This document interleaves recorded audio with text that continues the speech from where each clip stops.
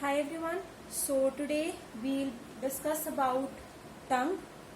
Okay, a topic of the head and neck anatomy. First of all, what is a tongue? Tongue, as you all know, is a muscular organ. That is, it is made up of muscles.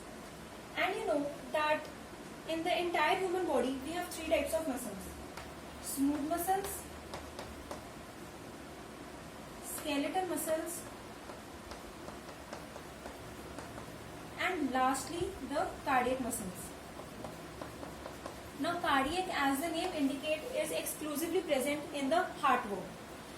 So we are left with the smooth and the skeletal, right? So basically the tongue will be made up of the skeletal group of muscles. Okay, so tongue is a muscular organ, that is, it is made up of muscles.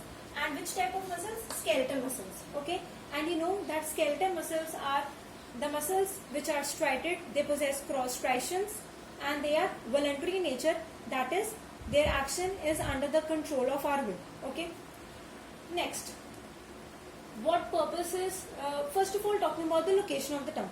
You all know that tongue is situated in the mouth, and that too it is situated in the floor of the mouth. Okay, situation of the tongue is that it is situated in the floor of the mouth. Okay, then now talking about that, what purpose does the tongue serve? Why it is important, or what are the functions of the tongue?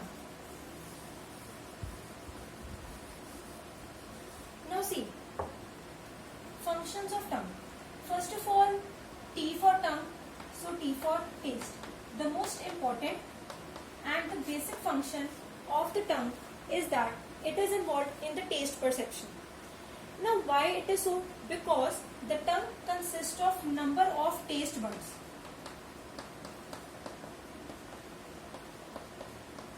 Taste buds. Now taste buds are the receptors which help in the perception of the taste, and thus we are able to distinguish between different tastes, be it salt, sweet, bitter.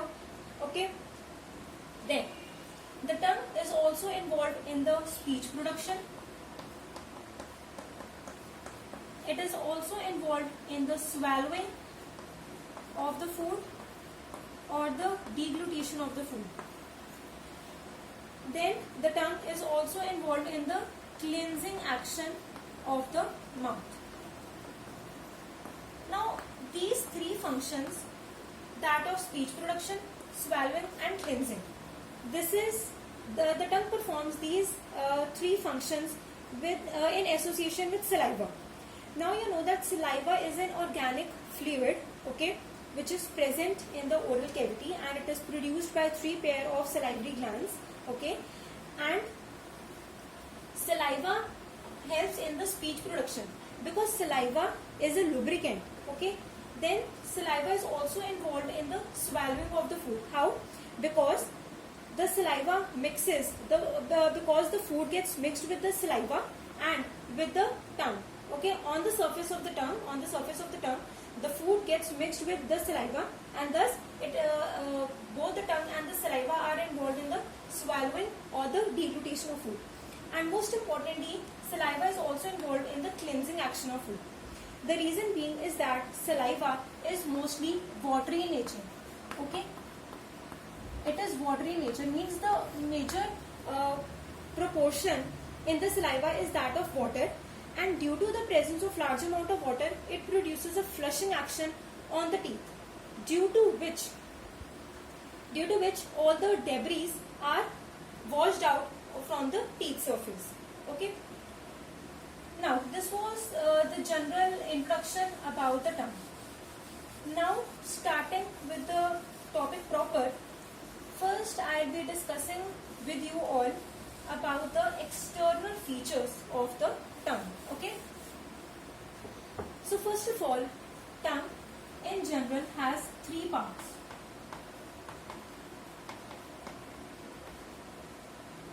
First is the root, then tip, and the third is the body. Okay. Talking about the root. Now suppose this is tongue, okay, and and just imagine that this is the oral cavity. Okay, so this is the tongue. Okay, this is tongue, and above you have palate. Okay, and above is palate, and over here behind you have the styloid process of the skull.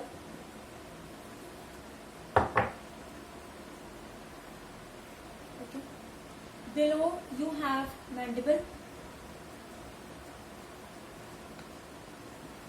and over here lies the hyoid bone.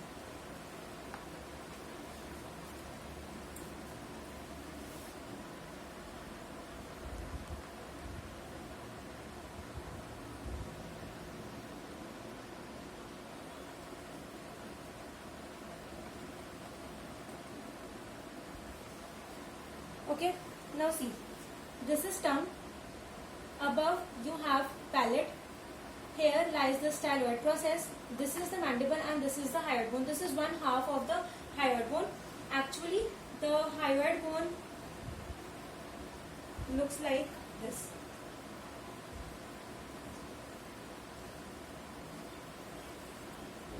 This is the actual structure of the hyoid bone. Hyoid bone has three parts. This is the body of the hyoid bone. Okay, this is the lesser corner of the hyoid bone, and this is the greater corner of the hyoid bone. So I have just drawn one half of the hyoid bone. Okay, now the root, or talking about the root of the tongue is attached above to the palate and the styloid process, and below to the mandible and the hyoid bone. Okay, now because of these attachments of the root of the tongue does not fall backward, or the tongue itself does not get swallowed. The reason being is that because the root is attached above to the palate and the styloid process, and below to the mandible and the hyoid bone. Right? Now, talking about the tip of the tongue.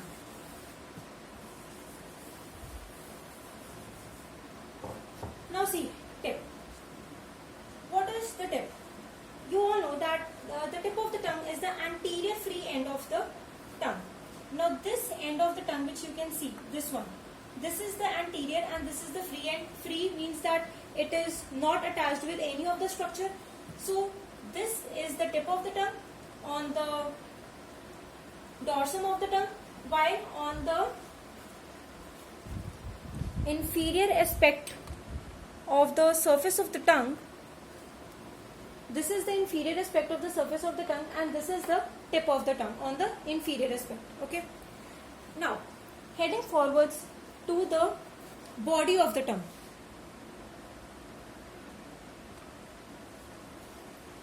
Body of the tongue. Now see, the body of the tongue has two parts.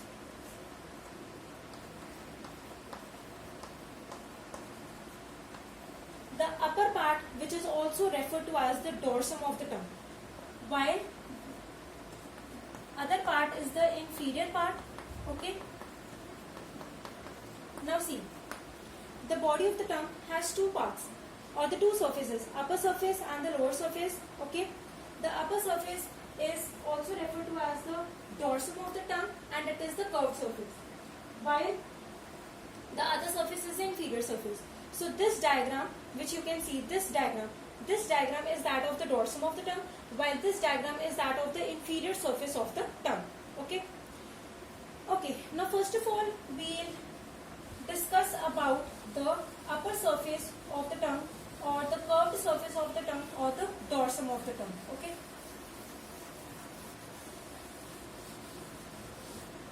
Now see,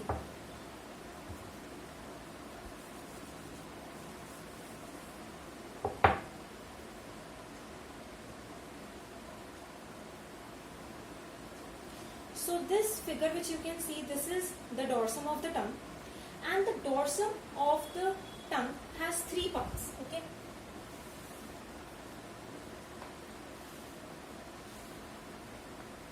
It has three parts. This part is known as the oral part.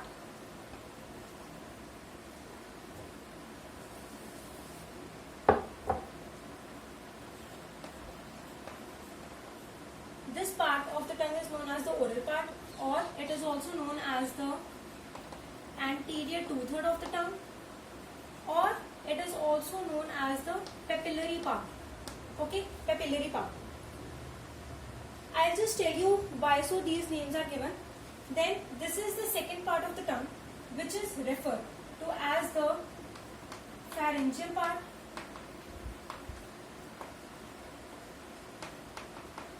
Okay, or posterior 1/3 of the tongue, or the lymphoidal part of the tongue.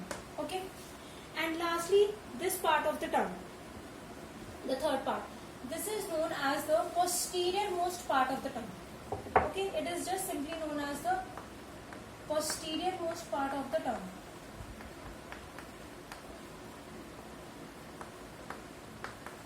Okay, now this is known coming to the first part, this is known as the oral part.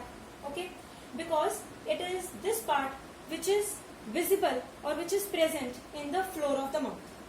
Then it is known as anterior 2/3 of the tongue, because as you can clearly see that this part is anterior 2/3 while this is the posterior 1/3, and it has been referred to as the papillary part also because on its upper surface number of papilla are present. Okay, and inside papilla will be present the taste buds. Okay, now this inferior surface which you can see is only limited to that of the oral surface, means that it is the anterior 2/3 of the tongue which consists of an upper surface and the inferior surface. The posterior 1/3 of the tongue and the posterior most part of the tongue do not have the inferior surface. Okay, now first of all you should know, yes, one thing which you should know is that the anterior 2/3 and the posterior 1/3 part of the tongue have been divided by means of a sulcus. Okay, and this V-shaped sulcus which you can see, this one, this is referred to as the sulcus terminalis.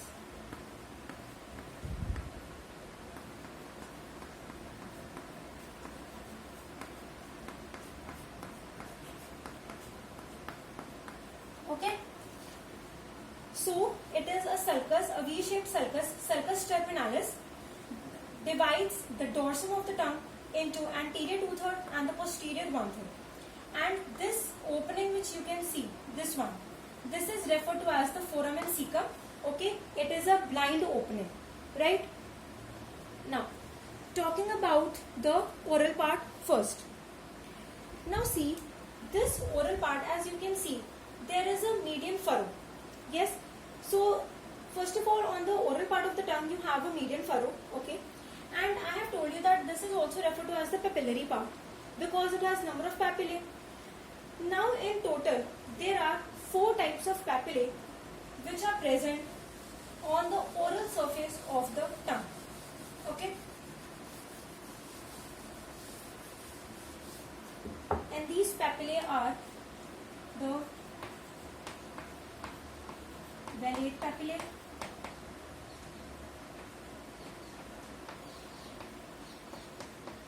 fungiform papillae,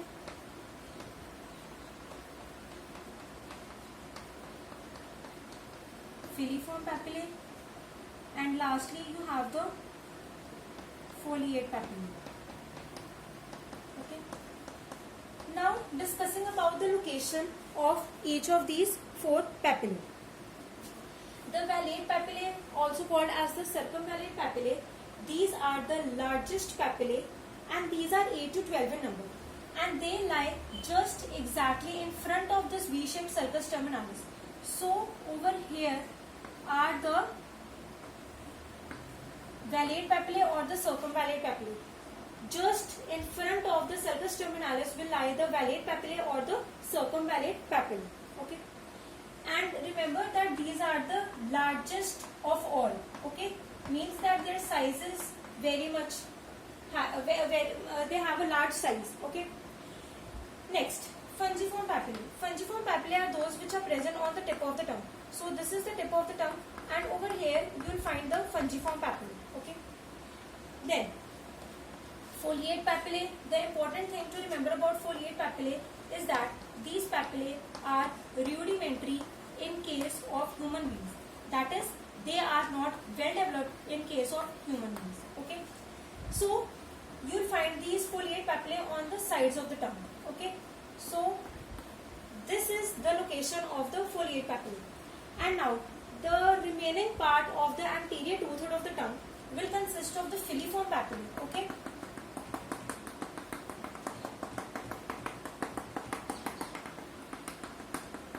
Okay.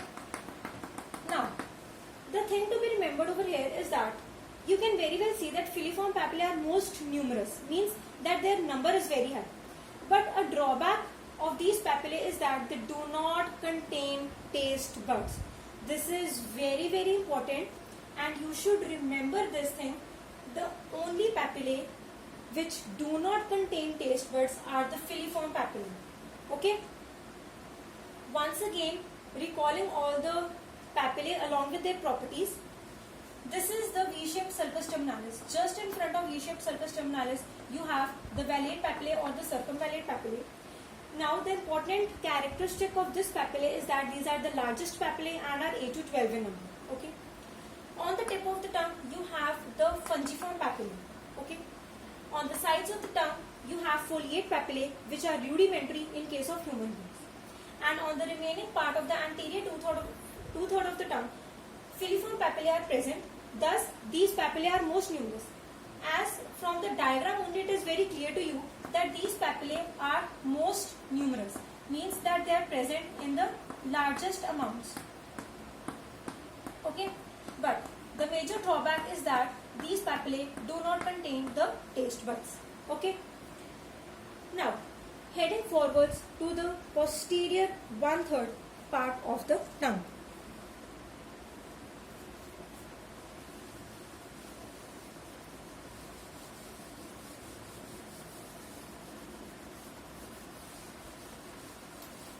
Now see, as I mentioned that this is the posterior 1/3 part of the tongue. Okay, it is also referred to as the pharyngeal part, or it is also called as the lymphoidal part. Okay, now why lymphoidal?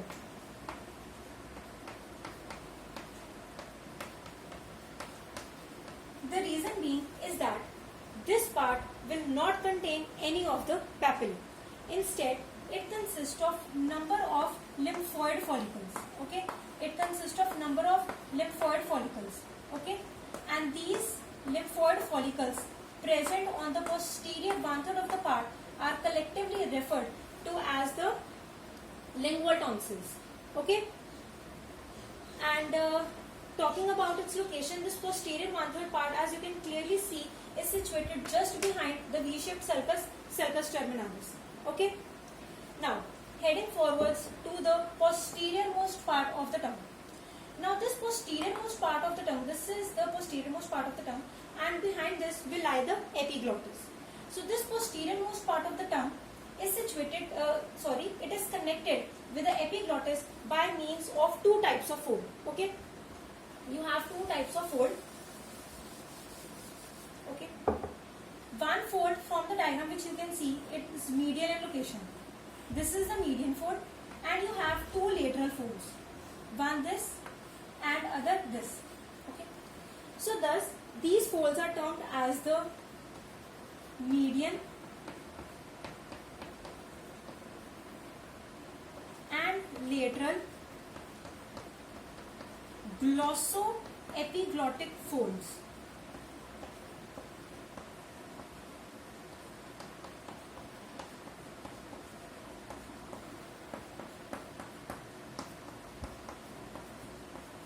Now see, this fold lying medial in location is the median glossoepiglottic fold. Let's understand the term median glossoepiglottic fold. Median because medial in location, glosso means tongue, epiglottic means epiglottis, and fold means a fold of mucous membrane. So a fold lying medial in location connecting the tongue with the epiglottis is referred to as the median glossoepiglottic fold, while the fold present on the lateral sides is the lateral glossoepiglottic fold. Again, lateral means lying on the lateral sides. Okay, glosso means tongue, epiglottic means epiglottis. So a fold lying on the lateral side is referred to as the lateral glossoepiglottic fold. Okay, and the depression. Now this is the median glossoepiglottic fold, and on either side of the median glossoepiglottic fold you'll find a depression, this depression, and this depression is termed as the vallicula.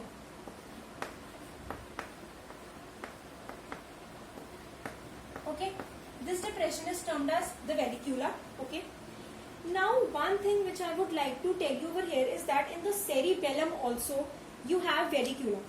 In the cerebellum, the vallicula is a space, or it is a gutter-like structure inside which vermis is present. Okay, while in the tongue, vallicula is simply a depression present on either side of the median glossoepiglottic fold. So be very careful with the vallicula which is present on the tongue, which is present in the tongue, and the vallicula which is present in the cerebellum. Okay, and this lateral glossoepiglottic fold separates the vallicula from the piriform fossa. Okay, over here lie the piriform fossa, and this lateral glossoepiglottic fold will separate the vallicula from the piriform fossa. Okay, so these were the features about the dorsum of the tongue. Okay, in the next video we will head our discussion forwards to the inferior surface of the tongue. Okay, and if you like my video, so please do press on the like button, and if you have not subscribed to my channel till yet, so do subscribe to my channel as well, and yes, don't forget to press on the bell icon so that you do not miss on to the latest updates and notifications of my channel. Thank you.